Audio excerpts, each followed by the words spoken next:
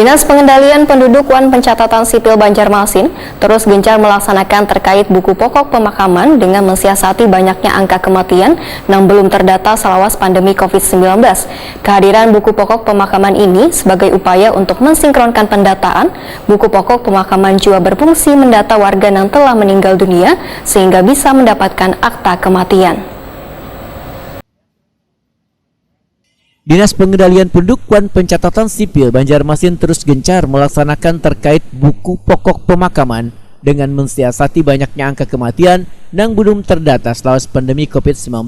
Kehadiran buku pokok pemakaman ini sebagai upaya untuk melakukan mensinkronkan pendataan. Kepala Disduk Capil Banjarmasin Yusna Irawan Wetakuni Prima TV Baisukan Senin 3 Oktober 2022 mengadakan buku pokok pemakaman berfungsi mendata warga yang telah meninggal dunia sehingga bisa mendapatkan akta kematian. Pendataan ini sejalan dengan target dari kementerian yaitu sekitar 20 lebih buku pokok pemakaman yang harus dicapai di setiap daerah di Indonesia. Sedangkan Banjarmasin mampu mendata hingga melebihi target atau mencapai 28 buku pokok pemakaman di tahun 2022.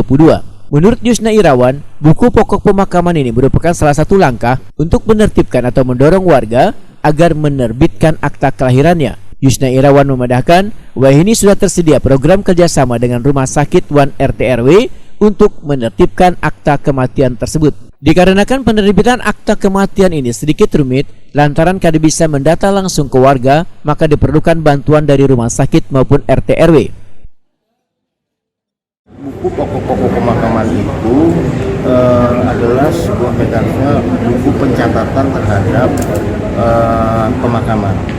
Nah, target dari kementerian kita 20 buku pokok pemakaman, kita sudah melampaui, kita sudah 28 buku pokok pemakaman.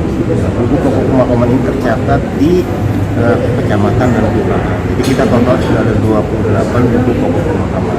Nah, ini salah satu alat nanti dipakai dalam rangka untuk menertibkan atau mendorong masyarakat untuk menerbitkan akta kematian.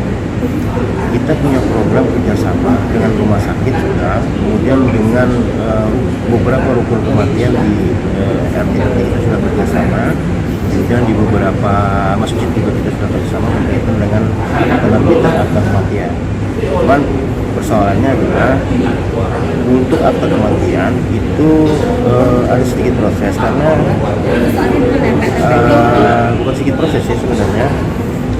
Kita tidak bisa langsung, kadang-kadang itu minta data ke masyarakat karena mereka masih berduka. Ini persoalannya, sedangkan kita makin pada. Tapi itu sudah kita siasati dengan cara kita terus jemput bola berkaitan dengan penerbitan akta kematian. Yusna Irawan menambahkan, Disduk Capil Banjarmasin terus melakukan sosialisasi wan pemahaman kepada warga akan pentingnya penggunaan buku pokok pemakaman agar memiliki akta kematian secara resmi.